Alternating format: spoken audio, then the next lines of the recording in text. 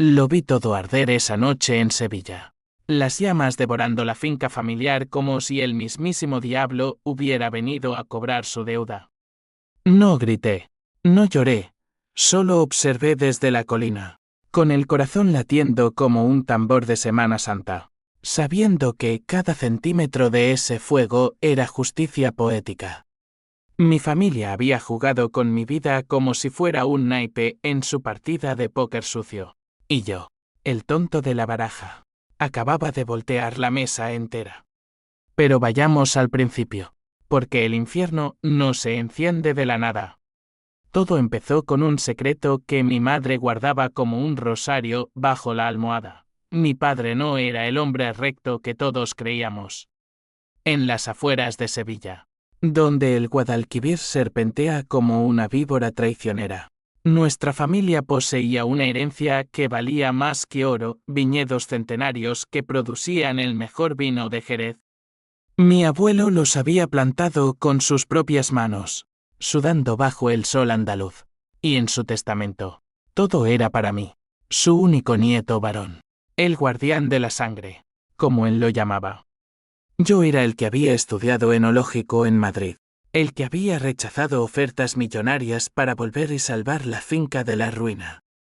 Ellos, mi madre, mi hermano mayor Carlos y mi hermana Elena, me veían como el idiota sentimental, el que no entendía que el mundo real se regía por el dinero, no por la tradición.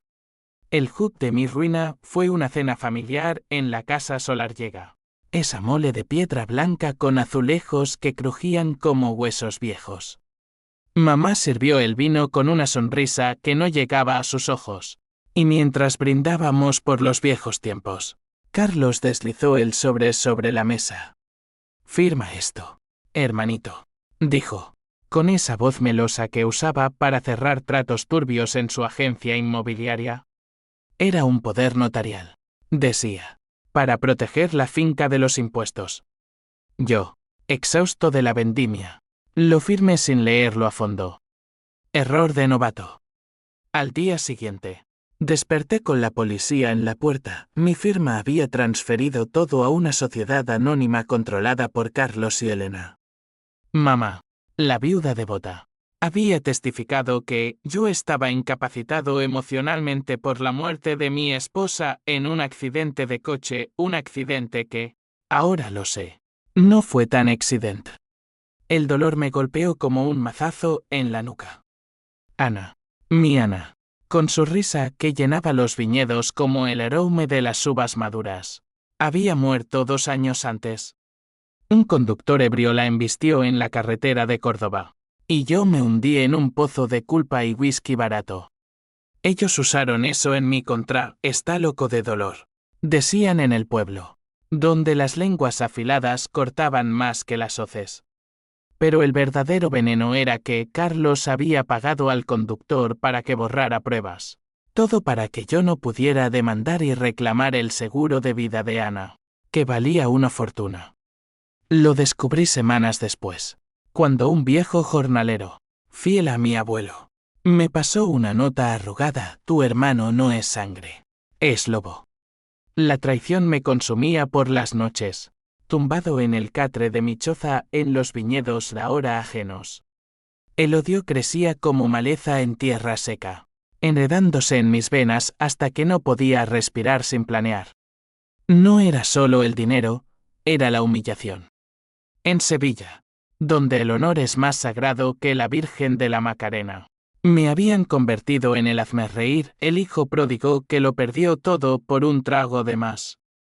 Caminaba por las ramblas, esquivando miradas compasivas, y juraba por lo bajo que les haría pagar. No con balas, eso era para cobardes, sino con algo peor, la ruina lenta, la que teró el alma antes que el cuerpo. Empecé pequeño, probando el terreno. Me infiltré en la sociedad de Carlos como un fantasma. Él organizaba catas de vino en su nuevo ático en Triana, fingiendo ser el rey del Jerez mientras vendía parcelas a inversores extranjeros que no sabían distinguir un fino de un pis de gato. Yo me presenté como Miguel el Sumiller, un nombre falso y una peluca que me hacía irreconocible. En la primera fiesta, vi a Elena, mi hermana, la abogada implacable, coqueteando con un banquero catalán para cerrar un préstamo que ahogaría la finca en deudas. Sus ojos, idénticos a los míos, brillaban con codicia. Somos familia, me había dicho ella de niño, jurando lealtad eterna. Mentira. Allí conocí a Rafael, el intermediario perfecto. Era un contable retirado, un viejo zorro con bigote canoso y ojos que veían a través de las mentiras. Lo encontré en un bar de flamenco cerca del Alcázar, ahogando sorbos de manzanilla en recuerdos de la posguerra. He perdido todo por gente como tu familia, me confesó después de 3 rondas. Su hija había sido estafada por un socio de Carlos, y él juró ayudarme. Juntos, trazamos el plan: sabotear las finanzas de la sociedad anónima, filtrar documentos falsos a Haciende, y finalmente, un golpe maestro que los dejaría en la calle. Rafael era mi ancla, el hombre que me recordaba que la venganza no era locura, sino equilibrio. Pero el primer conflicto real estalló en la boda de mi sobrina, la hija de Elena. Fue en la Catedral de Sevilla, bajo el eco de campanas que sonaban como juicios finales. Yo no estaba invitado, por supuesto, pero me colé como camarero, sirviendo copas con veneno en la mirada. Vi a mamá, con su mantilla negra, bendiciendo la unión como si no hubiera vendido a su hijo por un puñado de euros. Carlos, engominado y jactancioso, bailaba con la novia mientras susurraba tratos al oído de inversores. Elena, radiante en su traje de seda, me vio y palideció. «Sal de aquí, loco», siseó, agarrándome el brazo. La empujé contra la pared del claustro, y en ese momento, el primer chispazo, le susurré al oído: «Recuerda el seguro de Ana. Pronto, todo el mundo lo sabrá». La PH símbolo 1 e ABNN símbolo 1 Edenweb me ardía en el pecho como el sol de agosto. Esa noche, filtré el primer documento, un email hackeado de Carlos ordenando el pago al conductor ebrio. Lo envié anónimamente a un periodista de El Correo de Andalucía, un tipo que odiaba a los ricos por principio. Al día siguiente, el escándalo estalló como un petardo en Feria de Abril. Titulares: heredero de viñedos implicado en muerte sospechosa. Carlos lo negó todo, gritando calumnia en una rueda de prensa, pero el daño estaba hecho. Las acciones de la sociedad cayeron un 20%, y los inversores empezaron a morderse las uñas. Mamá me llamó esa tarde, su voz temblorosa por primera vez. «Hijo, eres tú, por Dios, Deitant. Somos sangre». «Sangre», dijo. Como si la sangre no se pudiera manchar. Le colgué, pero sus palabras se clavaron como espinas. En mi choza, solo con una botella de vino robado de mis propios viñedos, el TUI símbolo 1EC7TV símbolo 1ECDNG me visitó. ¿Y si tenía razón? ¿Y si la venganza me convertía en el monstruo que ellos eran? Rafael me encontró así, hecho un ovillo. «La familia es un lazo, pero también una soga», me dijo, pasándome un puro habano. Fumamos en silencio, planeando el siguiente paso, una auditoría falsa que expondría las deudas ocultas de Elena. Las semanas siguientes fueron un torbellino de Toantín. Me mudé a un piso franco en el barrio de Santa Cruz, entre laberintos de calles donde los secretos se esconden como gatos callejeros. De día, fingía ser un turista perdido. De noche, hackeaba cuentas con el software que Rafael me enseñó, nada sofisticado, solo lo suficiente para sembrar caos. Elena perdió su primer cliente grande, un viñedo en Ronda que se retractó del contrato al oler el escándalo. Ella vino a verme, sola, en una cafetería cerca de la Giralda. «Miguel, por favor. Tengo una hija. Esto nos destruirá a todos». Sus ojos, rojos de llanto, eran un espejo de los míos. Por un segundo, vacilé. Le di la mano. Y en ese gesto, planté la semilla del twist que ni yo veía venir. El odio se entretejía con H símbolo 1E1 y H símbolo 1E ADN en mis sueños. Soñaba con Ana. Su fantasma susurrándome que el perdón era la verdadera fuerza. Pero entonces veía las fotos de la finca. Ahora vallada con alambre. Trabajadores despedidos por recortes necesarios. No podía parar. El clímax se acercaba. Y con él, el movimiento final, una demanda colectiva orquestada por jornaleros descontentos. Respaldada por pruebas irrefutables de fraude fiscal. Rafael lo preparó todo. Era el cerebro. Yo el corazón sangrante. Pero entonces, el giro que lo cambió todo. Una noche de tormenta, con relámpagos iluminando el Guadalquivir como venas abiertas, recibí un paquete anónimo en mi puerta. Dentro, cartas amarillentas de mi abuelo.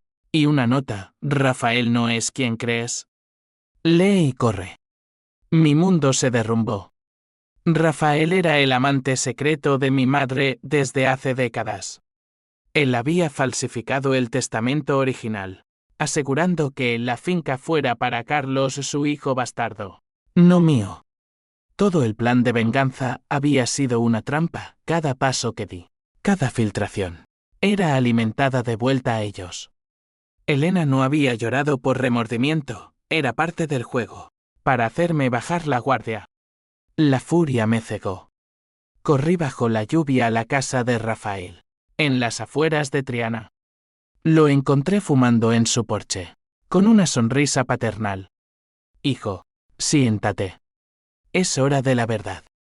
Me contó todo. Mi madre lo había amado antes que a mi padre, y Carlos era fruto de esa pasión prohibida. El accidente de Ana, un encubrimiento para protegerme de la verdad. Ella había descubierto el affair y amenazado con divorcio. Lo hicimos por ti, mintió. Pero yo ya no escuchaba excusas. Saqué el encendedor que siempre llevaba, un regalo de Ana, y prendí la mecha de la gasolina que había rociado en su garaje. Por la familia, le dije, antes de que las llamas lo envolvieran. No paré ahí. Con las cartas en mano, la prueba real del testamento, invertí el juego. Llamé a la policía yo mismo, anónimamente, y les di las coordenadas de la finca familiar. Mientras ardía, no por mi mano, sino por un cortocircuito misterioso que yo había provocado días antes, conduje al notario con el documento original. A las 3 a.m., firmé la recuperación total, viñedos, fincas, todo. Carlos y Elena fueron arrestados por fraude. Mamá, por complicidad. Rafael sobrevivió, pero quemado. Un recordatorio vivo de la traición. Hoy, camino por los viñedos bajo el sol implacable. El vino fluyendo de nuevo en mis bodegas. La justicia no es dulce, sabe a cenizas. Mi familia pagó, pero el precio fue mi alma, fracturada para siempre. Y en las noches quietas, oigo la risa de Ana, preguntándome si valió la pena. Sí, valió. Porque en Andalucía, el honor no se regala, se arranca con uñas y dientes. Lo vi todo arder esa noche en Sevilla. Las llamas devorando la finca familiar como si el mismísimo diablo hubiera venido a cobrar su deuda. El crepitar de la madera vieja se mezclaba con el aullido del viento del sur, y el humo negro se elevaba como un dedo acusador hacia el cielo estrellado.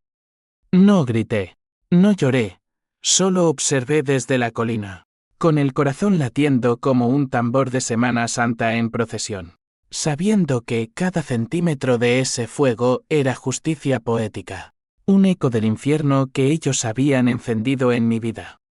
Mi familia había jugado con mi existencia como si fuera un naipe en su partida de póker sucio, apostando mi futuro por un puñado de euros manchados de mentiras.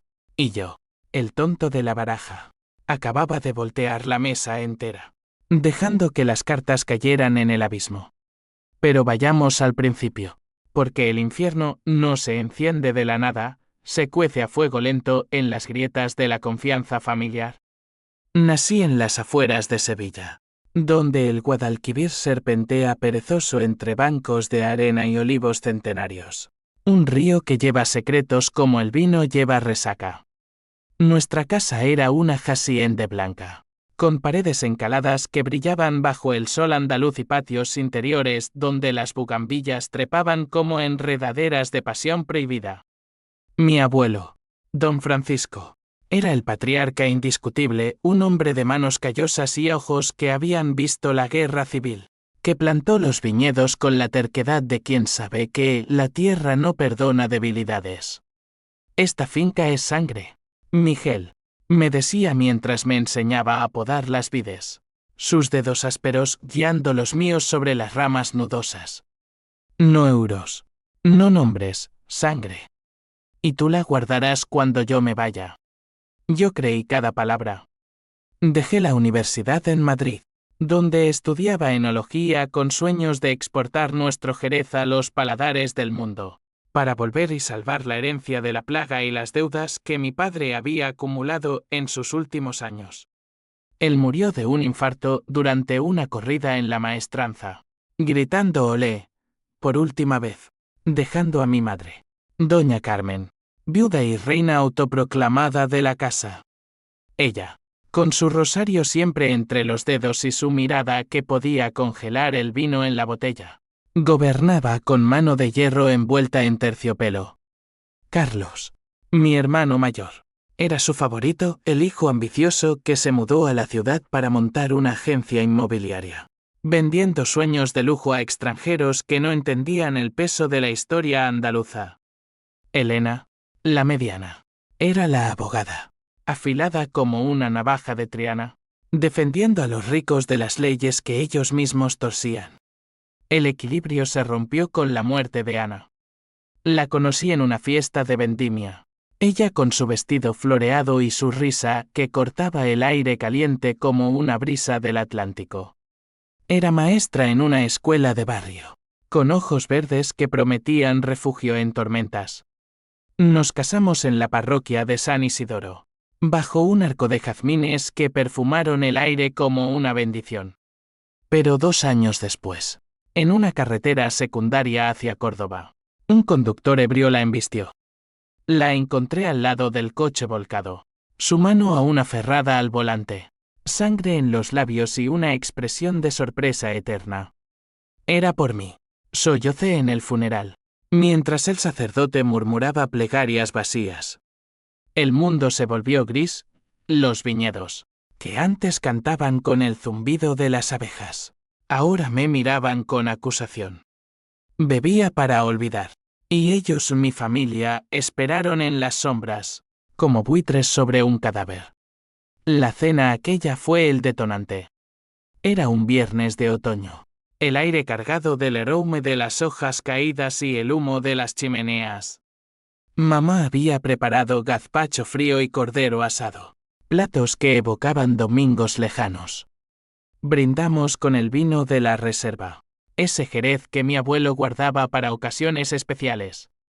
¿Por la familia?, dijo Carlos, levantando la copa con una sonrisa que no llegaba a sus ojos oscuros. Luego, el sobre. Blanco, inocente, con el sello del notario. Firma esto, Miguel. Es para protegernos de los impuestos. La finca está en riesgo. Sus palabras eran miel envenenada, y yo, con la cabeza nublada por el cansancio de la cosecha y un trago de más, garabateé mi nombre sin leer las letras menudas que devoraban mi herencia. Al amanecer, el mundo se derrumbó. La policía llegó en un coche patrulla, luces azules parpadeando como cuchillos en la niebla matutina. Señor Vargas, está usted desalojado. La propiedad ha sido transferida. Mi firma había creado una sociedad anónima, controlada por Carlos y Elena, con mamá como testigo de mi incapacidad emocional por la pérdida de Ana. En el pueblo, las lenguas se afilaron, pobre Miguel. El dolor lo volvió loco. Vendió todo por un delirio. Caminé por las ramblas de Sevilla esa mañana, el sol quemándome la piel, sintiendo las miradas como latigazos. El odio nació entonces. Un brote tierno en el barro de mi alma, alimentado por la absoluta desesperación de saber que la sangre que compartíamos era más tóxica que cualquier pesticida.